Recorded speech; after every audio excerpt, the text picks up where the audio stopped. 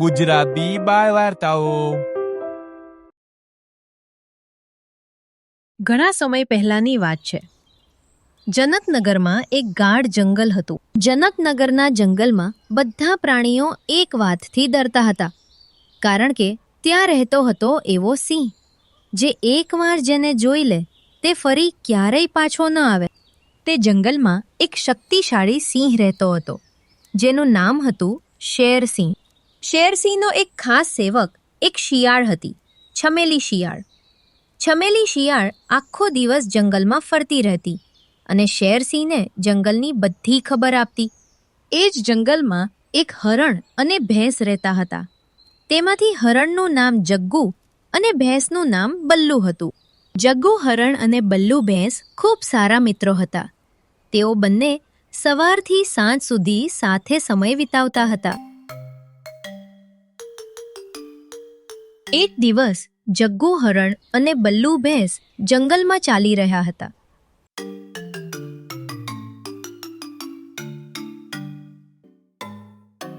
થોડે દૂર તે લોકોએ એક બકરીને કેળા ખાતા જોઈ.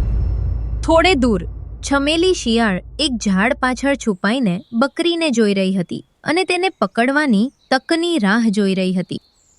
અરે તુચ્છ બકરી, પેટ ભરીને ખાઈ લે તું અત્યારે. થોડી વારમાં તું મારો ખોરાક બનીશ. આ કેળા મેં તારા માટે જ અહીં રાખ્યા હતા, કારણ કે પછી તને હું મારો શિકાર બનાવી શકું. જગ્ગુ અને બલ્લુ છમેલી શિયાળના શબ્દો સાંભળે છે. પછી તેઓ ઝડપથી બકરીની ની પાસે દોડી જાય છે અને તેને ચેતવણી આપે છે.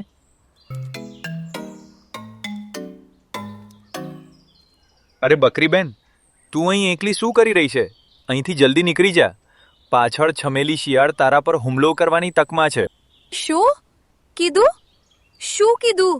છમેલી શિયાળ ક્યાં છે? કઈ બાજુ છે? અરે બકરી બેન, એ ઝાડ પાછળ છે. જલ્દીથી અહીંથી નીકળી જા, નહીંતર તે તને પકડી લેશે. પછી બકરી પાછળ ફરીને છમેલી શિયાળ તરફ પાછળ જુએ છે અને તે ગભરાઈ જાય છે અને ઝડપથી ભાગી જાય છે. એટલામાં જ છમેલી શિયાળ ઝાડ પાછળથી બહાર આવી અને કહ્યું, તમે બંને આ સારું નથી કર્યું. હું એ બકરીનો શિકાર કરવાની હતી. તમે બંને મારા મોંમાંથી ખોરાક છીનવીને યોગ્ય કામ કર્યું નથી. તમારે બંને આની કિંમત ચૂકવવી પડશે. કોઈના મોંમાંથી ખોરાક છીનવી લેવો ખૂબ જ ખોટું છે. આટલું કહીને છમેલી શિયાળ ચાલી ગઈ. પછી તરત જ શેરસિંહ આવ્યો અને તે એક ઝાડ પાછળ સંતાઈ ગયો અને જગ્ગુ અને બલ્લુને જોઈને વિચારવા લાગ્યો. વાહ, આટલી જાડી સ્વસ્થ ભેંસ અને આટલું તાજું હરણ. જો હું આમાંથી એકને પણ મારી નાખીશ તો મારી પાસે 3 દિવસ માટે ખોરાક શોધવા નહીં જવું પડે.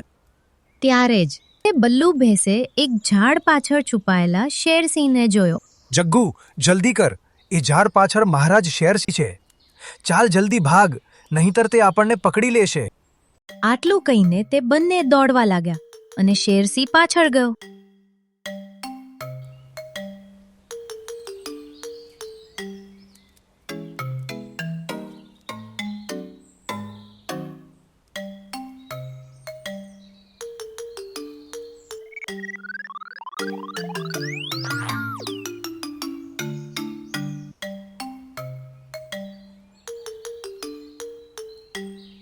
થોડે દૂર ગયા પછી તેઓ અટકી ગયા. જગ્ગુએ કહ્યું, સાંભળો બલ્લુ, જો આપણે આમ દોડતા રહીશું તો આપણામાંથી એક મરી જશે. એના કરતાં આપણે શેરસસીનો સામનો કરીએ. જે થશે એ જોયું જશે પછી. હા જગ્ગુ, તારી વાત સાચી છે. એમ પણ એ આપણને બંનેને એક જ વારમાં નહીં મારે. પછી હિંમત ભેગી કરીને તેઓ શેરસિંહ તરફ વળ્યા. શેરસિંહ તેમને આ રીતે પાછળ ઊભા જોઈને આશ્ચર્યચકિત થઈ ગયો. થોડે દૂર અટકી ગયો અને કહ્યું, અરે, તમે બંને આ રીતે કેમ ઊભા રહી ગયા? તમને ડર નથી લાગતો? જલ્દી દોડો, નહીંતર હું તમારો શિકાર કરીશ.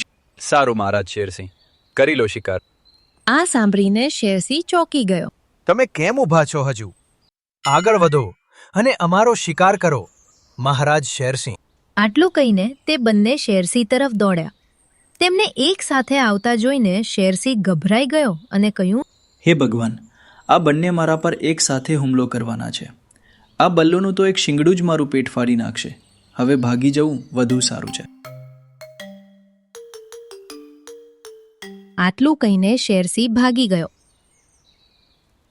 અને જગ્ગુ અને બલ્લુ થોડા દૂર અટકી ગયા.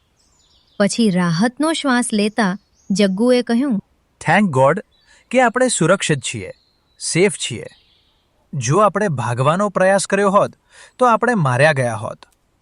આપણે એક સાથે સામનો કર્યો અને શેરસિંહ ડરીને ભાગી ગયો. હા બલ્લુ, આ રીતે આપણે હંમેશા સાથે જ રહેવું પડશે. એકતાથી મોટી કોઈ તાકાત નથી આ દુનિયામાં. સાચી વાત. ચાલ જગ્ગુ, હવે આપણે ઘરે જઈએ. કાલ સવારે હું આવીશ તારા ઘરે. આટલું કહીને તેઓ બંને પોતાના ઘર તરફ ગયા.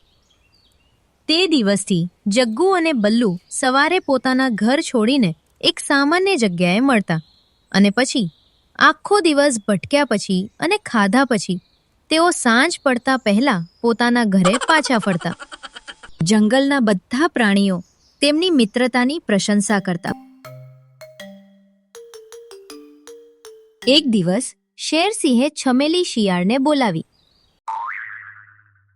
મહારાજની જય હો. મહારાજ, શેરસિંહ, તમે મને યાદ કરી? હા છમેલી શિયાળ, તારે જગ્ગુ અને બલ્લુનું કંઈક કરવું પડશે. કેમ મહારાજ શેરસિંહ? હવે શું કર્યું એ બંને? તે દિવસે તે બંનેએ મને ભગાડી દીધો. જંગલના પ્રાણીઓ મારા પર હસ્યા. તે દિવસે મારું અપમાન થયું. હા મહારાજ, એ બંને તો એ દિવસે મારા હાથમાંથી બકરીનો શિકાર છીન્યો હતો. હું પણ તેમની પાસેથી બદલો લેવા માંગુ છું. જલ્દી કંઈક વિચાર. હું વધુ રાહ જોઈ શકતો નથી. ધીરજ રાખો મહારાજ શેરસિંહ. ધીરજના ફળ મીઠા હોય છે. તારી બકવાસ બંધ કર અને કંઈક કર, નહીતર હું તને ખાઈ જઈશ. મહારાજ શેરસિંહ, આપણે એ બંનેને અલગ કરવા પડશે.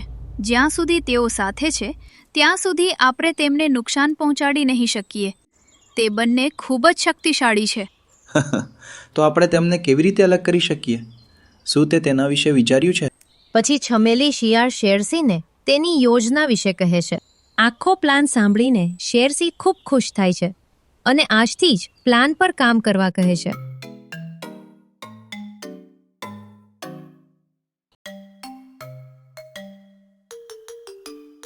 બીજા દિવસે સવારે છમેલી શિયાળ બલ્લુ ભેંસના ઘરે આવે છે અને તેને બોલાવે છે.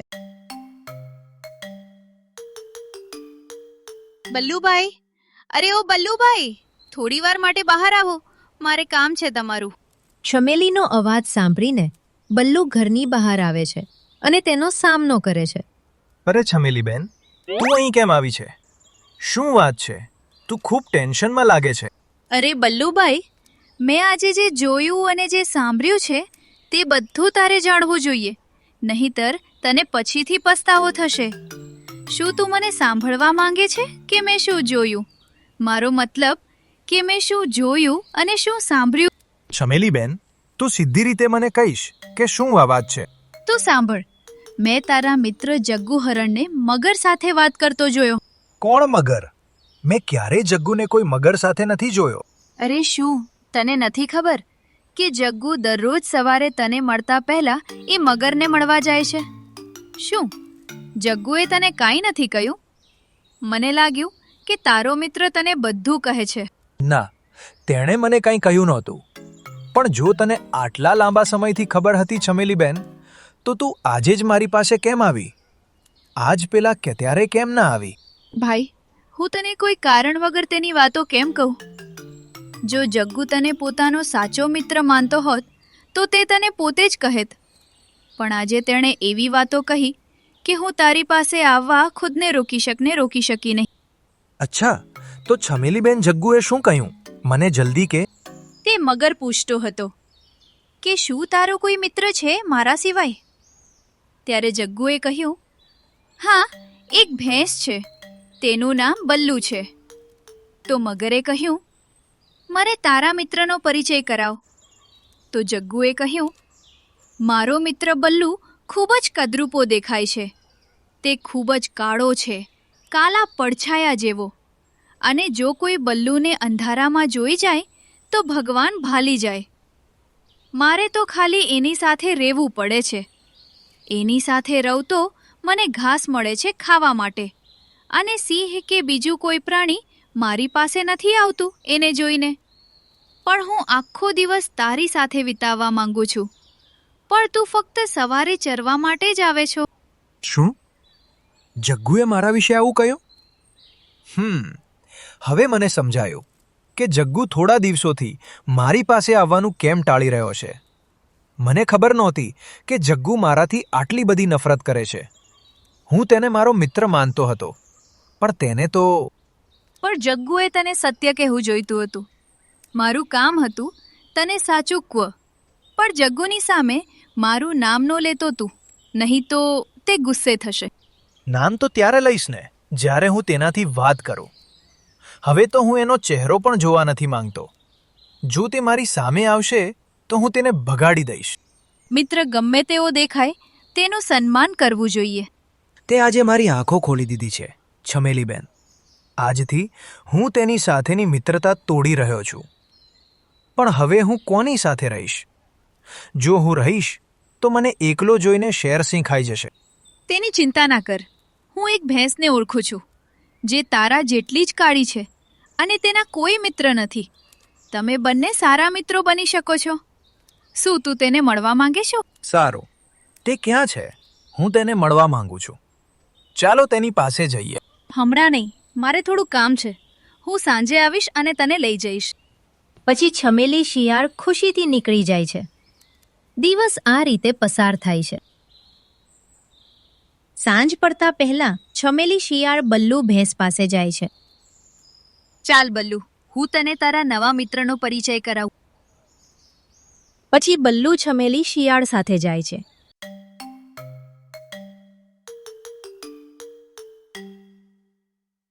આ વિસ્તાર બલ્લુ માટે બિલકુલ નવો હતો. તેમાં ઊંચું ઘાસ ઉગેલું હતું. થોડે દૂર ગયા પછી છમેલી શિયાળ એક ગુફાની સામે અટકી જાય છે. પછી તે બલ્લુને કહે છે, બલ્લુ, અંદર જા. તારો નવો મિત્ર આ ગુફામાં રહે છે. શું કહ્યું?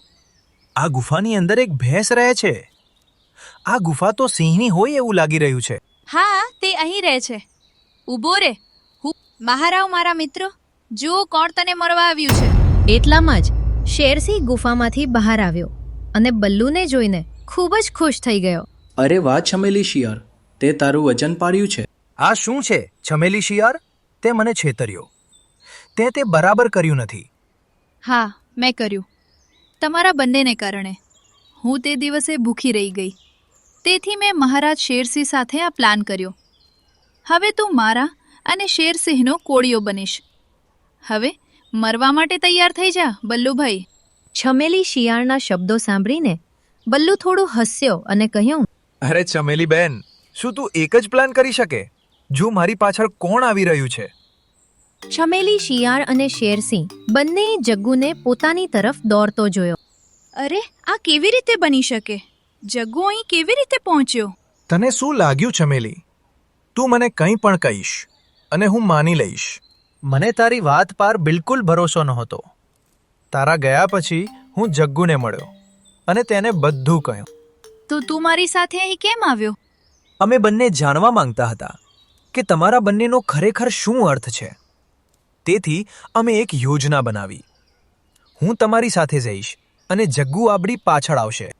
પછી સાથે મળીને જગ્ગુ અને બલ્લુ સિંહ અને શિયાળને આખા જંગલમાં દોડાવે છે. તે પછી સિંહ અને શિયાળ જંગલમાંથી ભાગી જાય છે. બાળ મિત્રો, લાઈક કરવાનું ના ભૂલતા, સબસ્ક્રાઇબ કરો આપણી ચેનલ ગુજરાતી બાળ વાર્તાને અને જુઓ સુંદર મજાની વાર્તાઓ.